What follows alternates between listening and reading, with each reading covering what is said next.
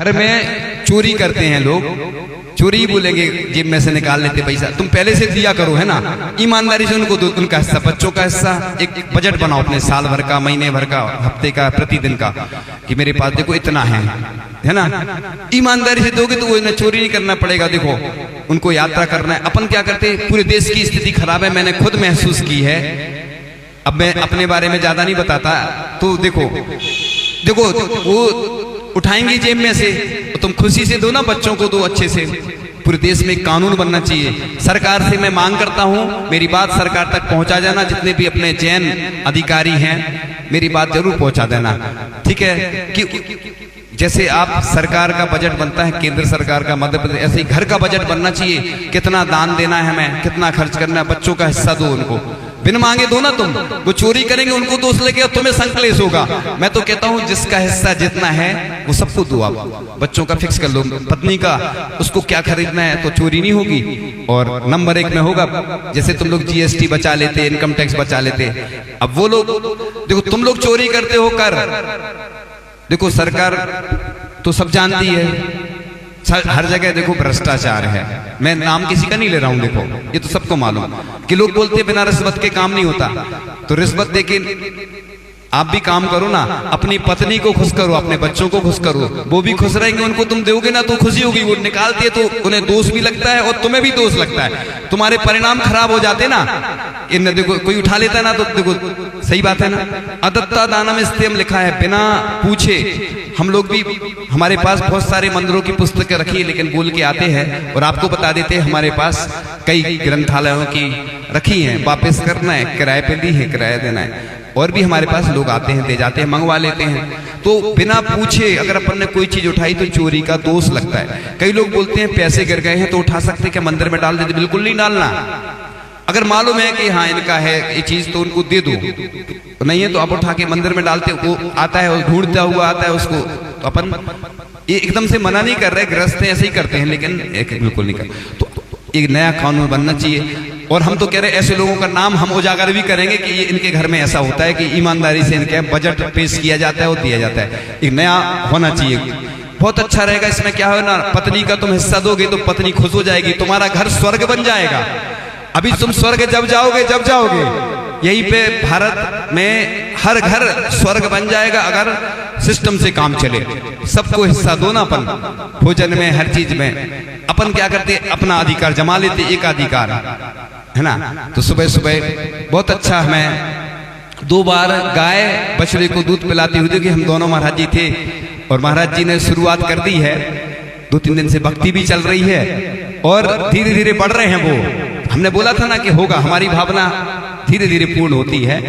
अभी उन्होंने कभी शुरू नहीं किया था, लेकिन वो जिस दिन भगवान का अभिषेक हुआ ना उस दिन शुरुआत हो गई थी, चल रही है धीरे धीरे। तो ऐसा नहीं सोचो, बात्सल प्रदान करना पड़ता है। अभी पंचकर्णक हुआ तो हमने नाम क्या दिया, बात्सल प्रदायक। देखो आप शायद इधर नहीं लगा, अभी लिखा था ना उसमें बात्सल प्रदायक। क्यों देते नाम, एक क्या होता है, मेंटलिटी बनाई जाती है। अपन पॉजिटिव सोचो, कोई भी चीज को नाम देने से क्या होता है, लोगों की वैसी मेंटलिटी बन जाती है।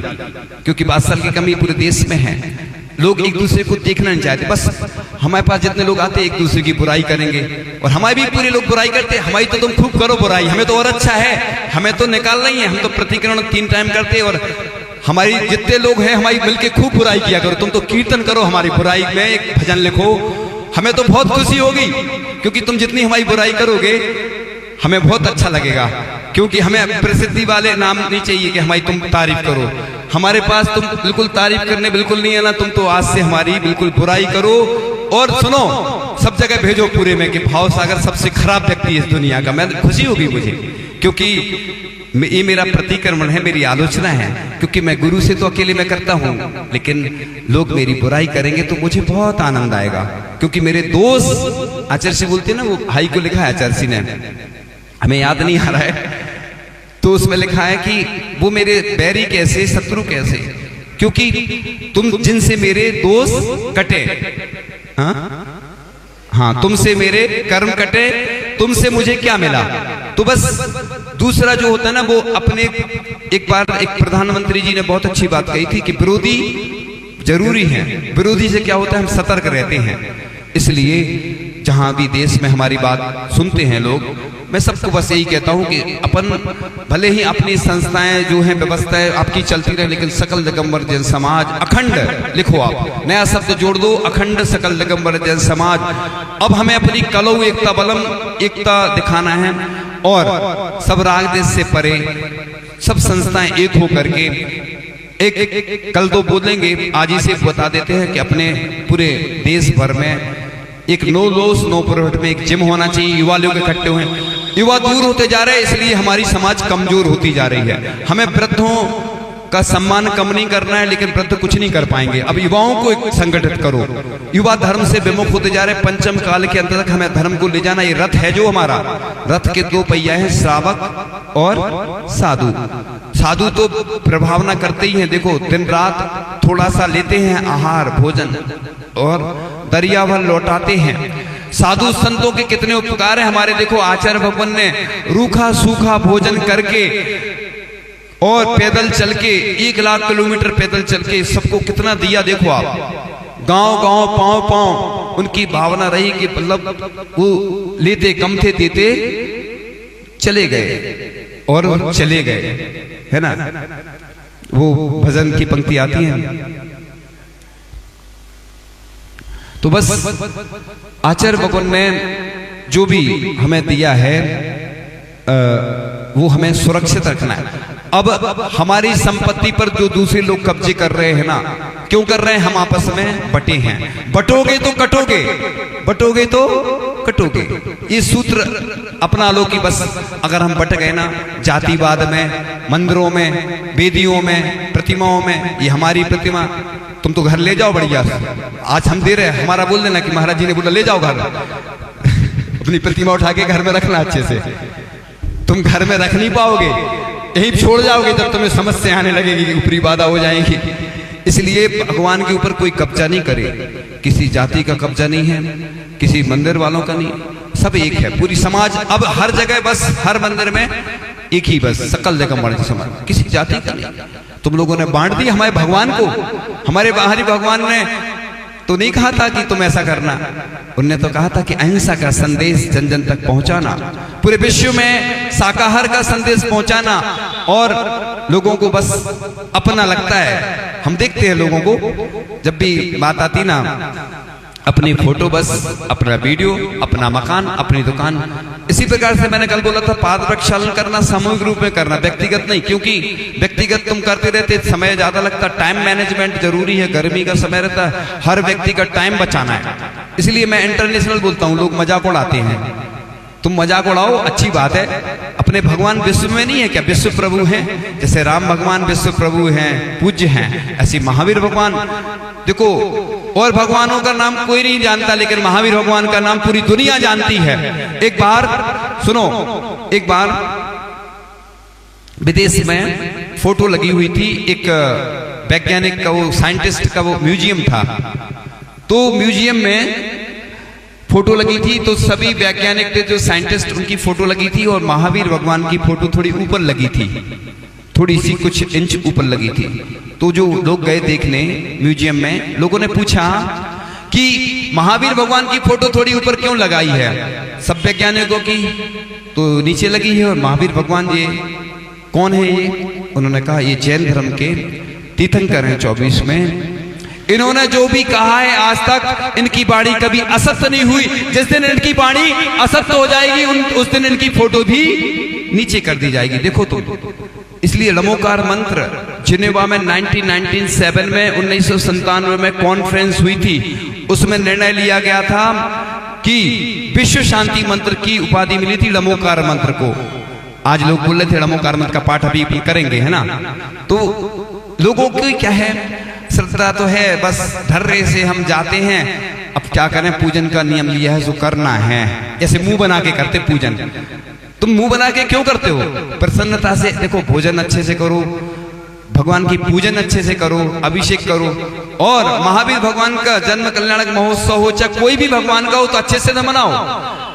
और हम तो कहते सामूहिक रूप से कमेटी नहीं मना रही है, समाज नहीं मना रही, तो आप व्यक्तिगत तो मनाओ, पुण्य नहीं लगेगा क्या? जो सामूहिक क्रियाएं इसलिए करवाई जाती, ये अकाल मृत्यु से बचाती हैं। कहते हैं गौशाला में जो भी सहयोग करता है, जो दान देता है, अकाल मृत्यु से बचता है, क्योंकि इतने सारे पशुओं की आचार्य ऋषि ने देखो 135 गौशालाएं खुलवाई, इसलिए आचार्य ऋषि ने आशीर्वाद दिया कि इतने सारे जो कत्ल खाने गाय जा रही थी उनकी रक्षा के लिए। इसी प्रकार से अपन भी जो भी सहयोग करते हैं, जो भी कार्य करते हैं, ये सब पुण्यवर्धनी क्रियाएं हैं। मैं आपको धर्मोपदेश दे रहा हूं, लोगों को भले ही लग रहा होगा कि हमें तो ये चीजें समझ में नहीं आ रही हैं, हमें तो भक्तांबर सुनना था। अरे यही तो महाभक्तांबर है, यही महाअनुष्ठान है, क्योंकि लोग यही समझते बस पूजन कर ली हो गया, यही धर्म नहीं है। धर्मोपदेश स्वाध्याय का अंग है, क्योंकि बहुत हो चुका, हमने भी बहुत सारे ग्रंथ पढ़ लिए, इतने सारे ग्रंथ पढ़ लिए आचार्य ऋषि के मुख से, अलग से बहुत सारे। काम में बस नमोकार मंत्र ही आता है, स्तोत्र ही आती है, रत्नकंठ साबकाचार, इष्टोपदेश, समाधि तंत्र, 24 त्राणा, यही छोटे छोटे ग्रंथ ही अपने काम में आते हैं। ग्रंथ तो पूरे पढ़ना चाहिए। परम पूज्य आचार्य भगवान ने भी पूरे ग्रंथ नहीं पढ़े, आपको नई चीज बता रहे हम, क्योंकि इतना उनके पास समय नहीं रहता था। उनने जो मुख्य ग्रंथ पढ़ लिए पूरे नहीं पढ़ पाए वो, और हमें तो शायद आज तक हमने तो नहीं सुना। शायद एक जिनेंद्र बर्णी जी हुए जिन्होंने जिनेंद्र सिद्धांत कोश लिखा, 3 भाग हैं उसके। शायद 12 साल में उनने, उनके पिताजी थे, हमें एकदम याद नहीं आ रही, हाँ नहीं, उनके पिताजी थे, वो नोट्स बनाते थे कुछ, उन्होंने भी जिनेंद्र सिद्धांत कोश तैयार किया, इनसाइक्लोपीडिया बोलते हैं जिसको। 3 भाग, शायद 3 या 4 है भाग, एक भाग में तो कुछ और है, 4-5 भाग हैं ऐसे। तो उन्होंने पढ़ पढ़ के नोट्स तैयार किए। जैसे मुनि श्री अनंत सागर महाराज जी हैं, वो डायरी बनाते रहते हैं हर चीज की, तत्वार सूत की, 6 डाला की, हर चीज की। तो ये नोट्स बनाए, उनने शायद पूरे ग्रंथ पढ़े हो, हमें भी क्लियर नहीं मालूम कि उनने भी पढ़े हो शायद। पूज्य ज्ञान सागर महाराज जी को कंठस्थ रहते थे ग्रंथ, मेमोरी में, मतलब एक बार पढ़ लिया। एक जो वो हुए ना श्रीमद रायचंद्र हुए थे, तो दिगंबर जैन कुछ और वो मानते थे, तो बल शतावधारी थे, मतलब एक साथ कई प्रश्नों का उत्तर दे देते। ऐसा नहीं सोचो कंप्यूटर तो आज चल रहा है, एक अपने यहाँ भूवलय ग्रंथ है एक, उससे ही कंप्यूटर बनाए ऐसा लोग बोलते हैं, क्योंकि उसमें अंक दिए, अक्षर दिए। मैंने नहीं पढ़ा, देखो मैं वही पढ़ता हूँ, ज्यादा कठिन चीज इसलिए नहीं पढ़ता हूँ कि जो चीज मुझे समझ में आ जाए और जो चीज मैं अच्छे से लोगों को बता सकूं, व्याख्या कर सकूं, अपना कल्याण जिसमें हो जाए। तो कठिन चीजों जैसे हैवी लाइन निकलती ना, वो हैवी लाइन देखिए आपने, खेत में से निकलती वो हैवी लाइन, ऐसे ही जो धबला, महाबंद, जय धबला, ये जो सिद्धांत ग्रंथ कहलाते हैं, इसकी पूजन होती है कब? श्रुत पंचमी पे, है ना। जो काम करना है शीघ्र कर लो, इंतजार नहीं करना। हमने किसी से एग्रीमेंट नहीं किया, हमारा कोई एग्रीमेंट नहीं है। देखो मैं किसी से बताऊं, मैं बताऊं बस गुरु आ गया, गुरु ने कहा कि देवरी में ग्रीष्मकालीन करना है, सखर जी जाने की हमारी पूरी भावना है। वो जाएंगे, कब जाएंगे? जब तक उधर से आशीर्वाद नहीं आएगा। शिखर जी की पूरी भावना है, और अभी मुझे बहुत सारे अनुष्ठान करना है, पहले अपना पुण्य बढ़ाना है, बहुत सारे त्याग करूंगा मैं, कि जब तक मुझे शिखर जी के दर्शन नहीं हो जाएंगे मेरी बहुत सारी वस्तुओं का त्याग रहेगा। इसलिए करना है कि पुण्य बढ़ाना है, मालाएं फेरूंगा और भी करूंगा मैं, अनुष्ठान में सब आ गए। मैं क्या क्या करूंगा अभी बता रहे, घोषणा नहीं कर रहा हूं, मैं बता रहा हूं। तो ऐसे तुम भी पुण्य बढ़ाओगे, रोग शोक सब दूर हो जाएंगे। जब भी कुछ ग्रंथ पढ़ते ना तो त्याग करते हैं जिससे कि याद रहे। चोटी क्यों रखते हैं? गठान लगा लेते कि जैसे कंघी करोगे तो याद आ जाएगा कि हमारा संकल्प है। इसलिए जाप करो तो संकल्प से करो। अच्छे मुहूर्त में जाप का नियम लो कि हम 1.25 लाख जाप करेंगे, तो नमोकार मंत्र की जाप का नियम लो कि हम अगर 4 माला अपन फेरते हैं तो 1158 माला होती है 1.25 लाख जाप में। 1.25 लाख जप होती हैं। माला कितनी होती हैं? 1158 माला होती हैं। 4 माला अगर प्रतिदिन अपन नमोकार मंत्र की फेरते हैं तो अपनी 1 साल में कितनी हो जाएंगी? 1.25 लाख जप, यानी 1158 माला। संकल्प जब भी सिद्ध चक्र विधान होता है और पंचगणक होती है तो इसमें जाप क्यों की जाती है? जिससे अनुष्ठान निर्विघ्न संपन्न हो। यानी दुनिया में ध्यान तो सबसे ज्यादा महत्वपूर्ण है। ध्यान गृहस्थों को मना है। गृहस्थों को 3 चीजें करना चाहिए। जाप प्रतिदिन, भक्तामृत स्तोत्र आदि जो भी उसके पाठ अच्छे से भगवान के सामने करो, नहीं तो घर पे करो। जाप भी घर पे करोगे तो दुनिया की समस्याएं रहती, घर में क्रांति ज्यादा रहती, और भगवान के सामने शांति से जाप करो।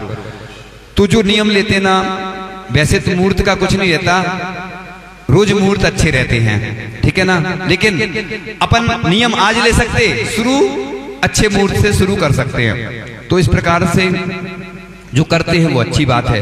और भी मंत्रों की जाप करें, जैसे जिनको जैसी जो अनुकूलता हो, लेकिन क्योंकि दुनिया का पावरफुल मंत्र है ड़मोकार मंत्र। और ऐसा एक व्यक्ति था, वो बस रुक गई तो उसको समझ में नहीं आया कि क्यों रुक गई बस क्यों रुक गई, समझ में नहीं आया। तो देखा तो उसने कुछ पढ़ा वो बस स्टार्ट हो गई। लोगों ने पूछा कि तुमने क्या पढ़ा, तो बस उसने कहा मैंने ड़मोकार मंत्र पढ़ा। वो जैन नहीं था और शाकाहारी नहीं था, समझ जाओ कौन था, क्योंकि कुछ चीजें हम बोलती नहीं आजकल, तो बस समझ जाओ। एक बार आचार्य श्री देशभूषण जी महाराज विहार करते हुए जा रहे थे और एक व्यक्ति था जो कि ना तो जैन था ना हिंदू था, कौन था वो समझ जाओ। तो ये तो मैं निषेध तो कर सकता हूं कुछ चीजें बताने में थोड़ा सा, तो बस अब उसने कहा जैन संत को सब जानते कि इनके पास बहुत सारी रिद्धि सिद्धि होती हैं, इसलिए तो लोग सोचते हैं हमारे घर में चरण पड़ जाएं साधुओं के, क्योंकि ऐसा लिखा है जिस घर में साधु के चरण नहीं पड़ते उसको शमशान कहा है। शमशान में जैसे क्या जलता है, जलता रहता, सबको मालूम। इसलिए तो साधु के आचार्य श्री के चरण के लिए लोग लालायत रहते थे कि हम तो कुछ कर, जो चाहे हमें करना पड़े हैं आचार्य श्री के, बस चरण हमारे घर में पड़ जाए, ऐसी लोगों में भावना रहती थी। और आचार्य जी थे भी। सोचो जिस व्यक्ति ने 22 वर्ष की उम्र में ब्रह्मचर्य व्रत लिया और 77 वर्ष तक निर्दोष ब्रह्मचर्य व्रत का पालन किया हो, कितनी बड़ी बात है, आज के वर्ल्ड रिकॉर्ड है ये, निर्दोष। क्योंकि आचार्य भगवान को आप देखते थे खुले में सोते थे, चंद्रगिरी में देखा हमने और जगह देखा, कुंडलपुर में, कभी दरवाजे नहीं लगाते थे आचार्य जी। हम लोगों को थोड़ा सा लगाना पड़ता व्यवस्था को देख के। अब हम लोग कमजोर वाले हैं, आचार्य जी जैसे थोड़ी थे कमजोर, समझ गए? नहीं, कई बार ऐसा सुना है, कई मुनिराजों ने सुनाया कि कई बार महिलाएं घुस आई, उपसर्ग कर दिया, पागल घुस गए, मतलब कोई भी घुस जाते हैं ना, कई बार हम लोगों को डिस्टर्ब भी करते। अब मच्छर घुस रहे, लोग क्या होता दरवाजे खोल देते, तो अब हम लोगों का इतना सहन नहीं, और भी अनुकूलताएं नहीं बनती है, इसलिए तो हम लोग जाली वगैरह लगा लेते कि दिखता रहे लोगों को। अभी है ना गर्मी में कोई समस्या नहीं रहती, खुले ही में सोते ना, तो इसलिए कुछ ठंडा आदि की समस्या रहती ना, तो लगाना पड़ता, नहीं तो लोग आते हैं दर्शन करने आते, खोल के चले जाते हैं। तो देखो लोग गड़बड़ करते हैं, सहयोग नहीं करते, और हम लोग इतना जितना सहनन है, कई बार हम सामयिक कर रहे हो, लोग दरवाजे खुल जाते हैं तो सामयिक में थोड़ा बहुत तो देखो आ ही जाता ना विकल्प, आप भी समझते। इसलिए लिखा है ना कि सामयिक जहां करो आराम से शांति से। अभी जैसे प्रवचन में देखो कितनी शांति है, तो कितना अच्छा लग रहा है। देखो अब कोई बात करेगा ना तो वो बीच बीच में डिस्टर्ब होता है, तो इसलिए जब कोई काम शांति से होना हो तो शांति से बहुत अच्छा लगता है। सुबह से हो अर्धनिशा का सन्नाटा, वन में सुबह कोई डिस्टर्ब नहीं करता, क्योंकि सब सोते रहते हैं और अपना अच्छे से सामयिक कर लेते हैं और ध्यान में बहुत अच्छा मन लगता है।